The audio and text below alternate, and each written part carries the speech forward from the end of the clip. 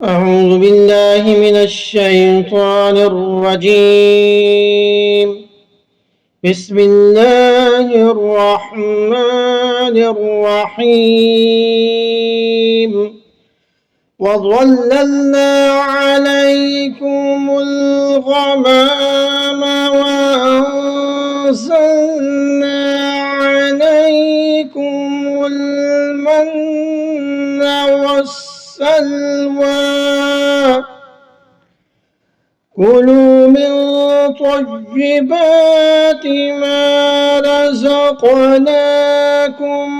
وما ظلمونا ولكن كانوا أنفسهم يظلمون۔ اور ہم نے تم کو بادل کا سایہ عطا کیا اور من و سلوہ کا نزول کیا، اور ہم نے کہا کہ اس پاکیزہ رزق میں سے کھاؤ جو ہم نے تم کو دیا، اور انہوں نے ہمارا کچھ نہیں بگاڑا بلکہ انہوں نے اپنی جانوں پر خود ظلم کیا۔ تو بنی اسرائیل یہ ملک شام سے آئے تھے، لیکن حضرت یوسف علیہ السلام کے دور میں یہ مصر آئے اور وہیں پر انہوں نے رہنا شروع کر دیا۔ تو حضرت موسیٰ علیہ السلام کے دور میں جب فرعون غرق ہوا تو پھر یہ مطمئن ہوئے، تو پھر اللہ پاک نے ان کو حکم دیا کہ عمالقہ قوم سے جہاد کرو، کیونکہ عمالقہ قوم طاقتور تھی اور انہوں نے ملک شام پر قبضہ کر لیا تھا۔ تو اللہ پاک نے یہ بات فرمائی کہ جہاد کرو اور اپنا ملک شام واپس لے لو، لیکن بنی اسرائیل نے انکار کر دیا۔ بنی اسرائیل کو موسیٰ علیہ السلام نے جو حکم دیا تھا انہوں نے نہیں مانا، تو جس کی وجہ سے اللہ پاک نے ان کو یہ سزا دی کہ وادی طیہ میں یہ 40 سال قید رہے۔ قید اس طرح رہے کہ یہ صبح کے وقت اپنا سفر شروع کرتے کہ کسی طریقے سے ہم اپنے گھر مصر پہنچیں، رات کو یہ کسی منزل پر پہنچتے، لیکن صبح دیکھتے کہ جہاں سے انہوں نے سفر شروع کیا وہیں پر یہ موجود ہیں۔ تو طیہ اصل میں کہتے ہیں گھومتے رہنا، پریشان سرگرداں، کیونکہ یہ 40 سال اسی طرح گھومتے رہے۔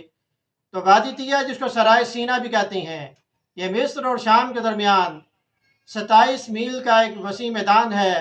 اس کے مشرق میں فلسطین ہے، مغرب میں خلیج سویز ہے، شمال میں بحیرہ روم ہے، اور جنوب میں ریڈ سی بحیرہ احمر ہے۔ تو سرائے سینا میں یہاں پر یہ لوگ تھے، وہاں پر دھوپ ہی دھوپ تھی۔ تو اللہ پاک نے ان پر بادل کا سایہ کیا، اور پھر اسی طرح جب انہیں بھوک لگی تو اللہ پاک نے من و سلوہ یعنی ترنجبین اور بٹیر کا جو ہے بندوبست کر دیا۔ جب پیاس لگی تو موسیٰ علیہ السلام کو حکم دیا بھی اپنا عصا پتھر پر ماریں، وہاں پر پانی کے چشمے جو جاری ہو گئے، اور ان کا جو کپڑوں کا سائز جو تھا ان کے بدن کے حساب سے خود بخود بڑھتا رہتا، اور اسی طرح اللہ پاک نے ان پر طرح طرح کے انعامات کیے۔ تو درس قرآن جاری ہے، مزید انعامات کیا ہیں وہ ہم اگلے دروس میں پڑھیں گے۔ تو درس قرآن سننے کے بعد اسے آپ شیئر بھی کریں تاکہ یہ آپ کے صدقہ جاریہ بن جائے۔ وما علینا الا البلاغ المبین۔